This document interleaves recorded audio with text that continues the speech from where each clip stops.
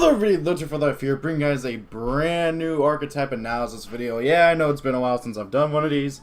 I feel bad about that. I need to get back on this.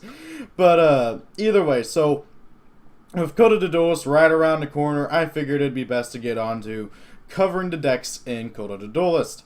The only thing is that we're only getting like 2 full archetypes. Everything else is, well, just a little bit of it. So I don't know if like you guys want to see me do an archetype analysis of like 4 cards of a whole archetype that like we're getting the rest of at a later point, you know, like with Trickstars, Goki, Vendred, stuff like that. But I don't know. Anyways, but however, World Chalice, or Stargirl as they're called in Japan, you'll see that they have their Japanese names here because Dueling Book hasn't updated yet, and YgoPro, well, yes, they have these cards on here, they don't have the Link monsters, and I don't want to have to constantly flip back and forth between the two, so we're going to cover them on good old Dueling Book.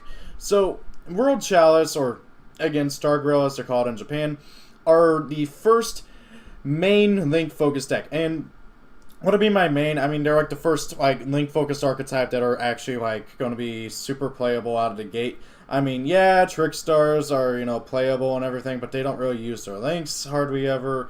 And Gokis, they got 4 cards in the main deck. they need more main deck monsters, in my opinion. And then like you got like Cyverse, which isn't an archetype but might as well be since everything works together so well. And then yeah, that's literally it for Link-focused archetypes, pretty much. Let's see, yeah, Cyverse, Goki, good old Stargirl / World Chalice, and Trickstars, which, funnily enough, only World Chalice is like fully fleshed out. And also, oddly enough, this deck isn't getting any support in Circuit Breaker. I mean, the Star Relic stuff is, or World Legacy stuff is, I think is what it's called in TCG. But however, that is like just continuing a story, and honestly, aside from the quick play in Circuit Breaker, everything that has to do with the World Relics and the World Legacies, or whatever they're called, are focused on the crawlers, not on the Stargirls, well, the World Chalice. So it'll be interesting to see if this deck does get any more support, and I hope it does, because honestly, it has a good start, but honestly, I don't see this deck doing too much. So let's go ahead and cover it all. So first and foremost, we got Stargirl's Fairy Reese, or I believe her name is Lead a World Chalice Fairy or something like that here in TCG. So she's a level 2 fairy effect monster with 100 attack, 2000 defense, and she's a light. If this card is normal or special summon, you can add 1 Stargirl monster from your deck to your hand. If this card is sent to, if this card is in your graveyard, you can send 1 monster from your hand or field to the graveyard. Add this card to your hand. You can only use each effect of Stargirl, Fairy Reese, or Lead a World Realm thingy. You know, I'm just going to refer to them as their Japanese names until, just to make things easier, but it's the same deck, literally. So you can only use each effect of Stargirl, Fairy Reese once a turn. So, really, honestly, Reese, being a Stratos and everything, is really, really good. The fact, though, that like she gets it off of normal and special summon is also really nice. But, however, Stargirls don't really have too many ways of easily special summoning her, so you're going to have to be normal summoning her quite a bit. Now, that being said, though, there are 2 big ways that this deck does special summon, and you're going to see that here in a little bit. But, like, really, in all honesty, this card is just an absolutely amazing card for the deck. Being able to just grab it back from the graveyard off of its own effect and everything, it just is really, really, really good. Next up, we got Stargirl's Protector Dragon. Ain't he cute? I don't know what the heck he's chewing on, though. So, this little dude, he's level 1, 400 attack, 400 defense. When a card or effect is activated that targets a monster or monsters you control in a linked state, quick effect. So basically, if a monster is pointing to a monster, or if that monster is being pointed to. So, one or the other, which this deck should be doing a lot of. You can send this card from your hand or field to the graveyard and negate that activation, and if you do, destroy that card. You can banish this card from your graveyard and target 1 normal monster in your graveyard, special summon it in a defense position to your zone a link monster points to. You can only use this effect of Stargirl's Protector Dragon once per turn. So, to make it super simple, Stargirl's Protector Dragon really, in all honesty, is just a simple card that stops targeting effects. Which, considering that the 2 biggest decks, True Draco and Zoo, both have a lot of targeting effects. This card is really, really good, but it only works on a monster in a linked state, meaning it only is able to protect a monster that is being either pointed to by a link monster or is a link monster pointing to something else, which can be a bit bad sometimes, because like let's say you go to make one of your link monsters or something, you know, and you normal summon out Fairy Reese and like maybe you summon out something else as well. Your opponent's just going to pop that, and then, oh, hey, you have nothing pointing towards it. So, yeah, you're not going to be able to stop it. Which is a bit annoying, but oh well. Being able to protect your big boss monsters is the key thing, and that's always nice. Then we got the last effect monster for the main deck, and that's Star Relic, Star Grail, or I believe it's called World Legacy, World, I don't know what it's called in TCG. But in all seriousness, though, this card is just really, really, really good. Okay, so it's a level 5, 0 attack, 0 defense, Dark Machine. If a monster is special summoned from the extra deck, you contribute this card, send that monster to the graveyard. You can only use each of the following effects of Star Relic, Star Grail once per turn. If this face-up card that was normal summoned or set leaves the field, you can special summon 2 Star Grail monsters from your deck except itself. During your main phase, except the turn this card was sent to the graveyard, you can banish this card from your graveyard, add a Star Relic card from your deck to your hand. So, basically, this card, while it's out on the field, you can send it to the graveyard to negate the special summon of an opponent's monster from the extract, which is really, really great. Well, actually, it doesn't negate. It just sends it to the grave. So, if they have, like, called 100 or something, they'll just bring it back. And then, if this thing leaves the field, provided it was normal summon or set and is face up, you can special summon any 2 Star Grail monsters from your deck to your field, which means you can summon out Fairy Reese and then search, and then just go off from there, which is really, really, really absolutely just amazing for this deck. Adds so much speed to it, and then being able to search out the spells and traps off of it is just really great as well. It can even grab itself too, which is nice. Something I forgot to mention with Protector Dragon, he's level 1, so you can 1-for-1 him out if you need to get out more link material stuff. Then we got 3 link monsters, Star Grail's Beckon, Star Grail's Chosen, and Star Grail Bearing Priestess. So, Beckon, he's 1800 attack, 0 defense, level 4 Earth Warrior. Chosen is a 1600 attack, 0 defense, level 3 Fire Psychic. And Bearing Priestess is a level 2, 0 attack, 2100 defense, Spellcaster Water monster. You basically gotta play 2 of these. I know, like, Konami recommends 3 of each, but I personally recommend 2 of each. Maybe 3. I haven't gotten to do much testing, I'm going to be honest. But really, in all honesty, you should only really need 2 of each. 3 might be a bit much. But 3, I don't know. Maybe it's up to you guys on your personal opinions and stuff. See what you guys think. But with that being said, though, they are integral to the deck, and half of the monster lineup is, well, normal monsters, so you do need them. But because they're normal monsters, that opens up a lot of opportunities for the deck to use stuff like Unexpected Die, Painful Decision, I think is what it's called, the spell card. Let's double check that. Painful Decision, I think is what it's called. Come on, Doing Book. Come on, there we go. Yeah, Decision, I knew it. Painful Decision is another really good one. Being able to send a level 4 or lower normal monster from your deck to the grave and add another copy. This deck doesn't mind getting stuff in graveyard either, so that's really nice too. Being able to just get them in the grave, get a search, and always nice.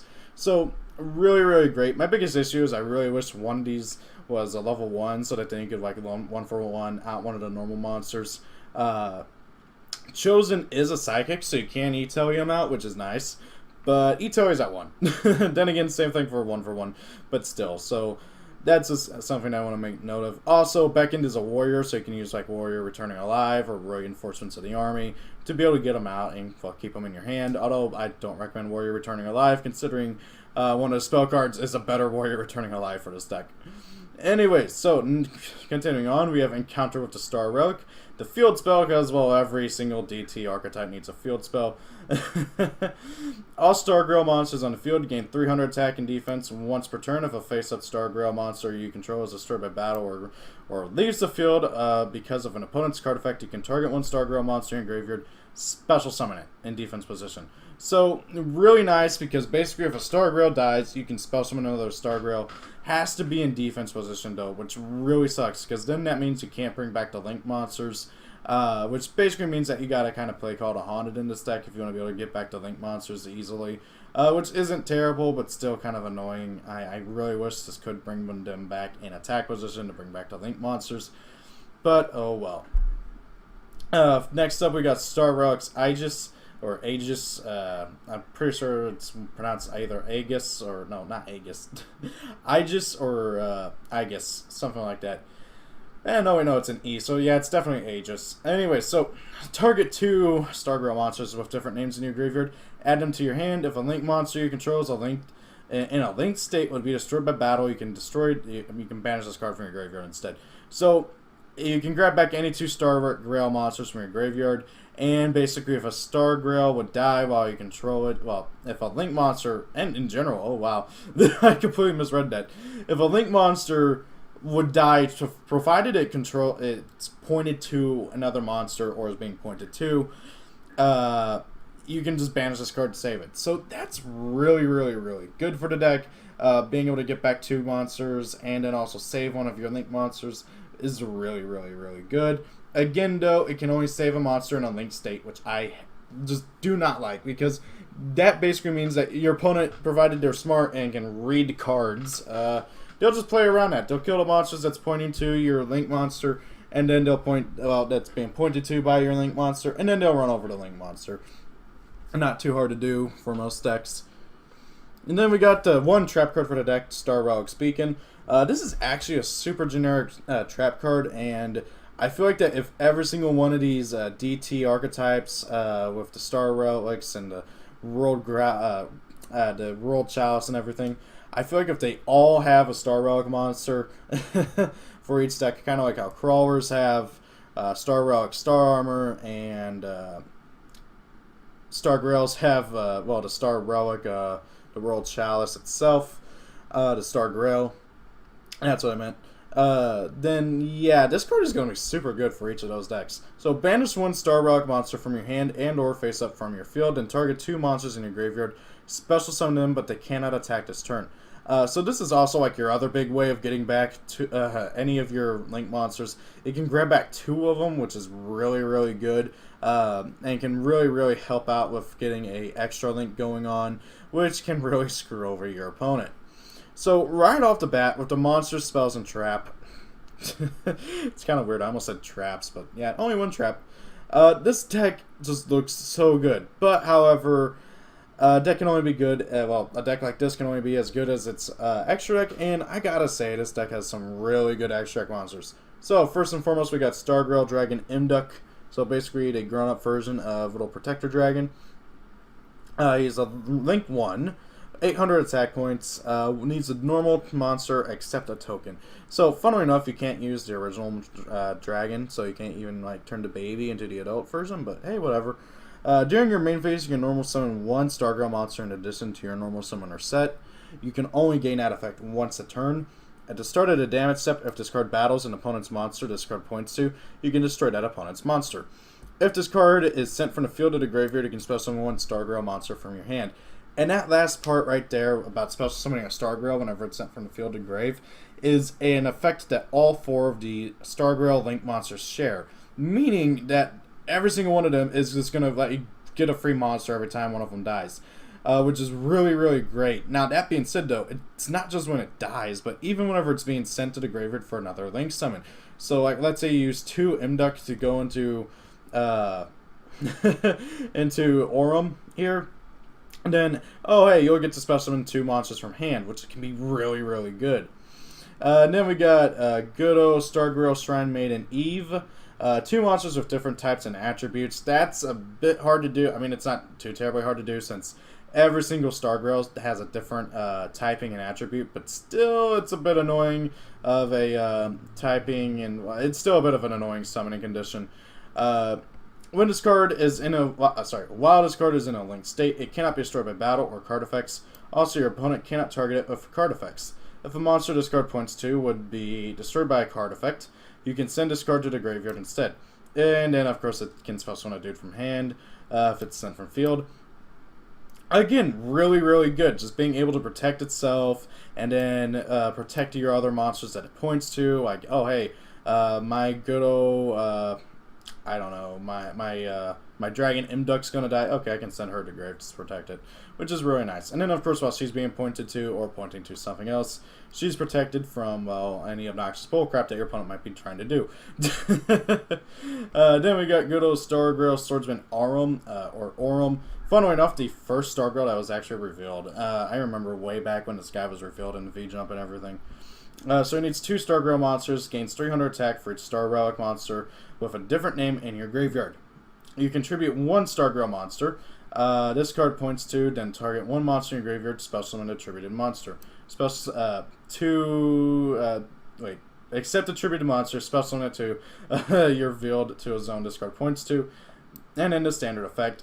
And he's, of course, 2,000 attack and 5, and he's a level, and well, he's a Cyberse for some reason, and he's fire.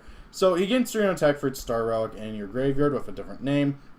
Has to be monsters. Sadly, there's only 1 Star Relic right now, so max of, well, for this guy is 2,300, and then there's another one, but granted, Star Relic, Star Armor, you're not going to be playing in Stargirls once he comes out, because he's very much tailor-made for the crawlers.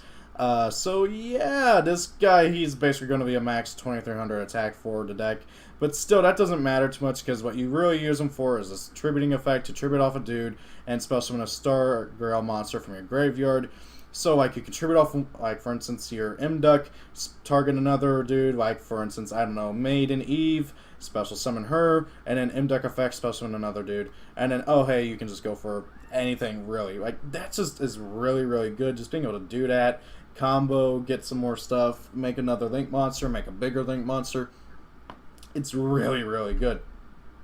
And then we got their boss monster, Stargirl Warrior Ningirsu. He's a Link 3, 2,500 attack, Warrior Link monster, obviously.